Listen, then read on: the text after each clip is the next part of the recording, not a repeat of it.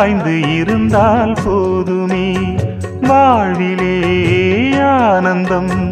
மேலும் நிறைந்தே கூடுமே இதயம் எழுதும் இனிமையே இன்பம் வேறேது கனவில் வளர்ந்த கவிதையே என்றும் மாறாது நீ என்றும் தேன் என்றும் வேதங்கள் ஏதம்மா நினைத்ததும் இனித்திடும் காதல் பூமழை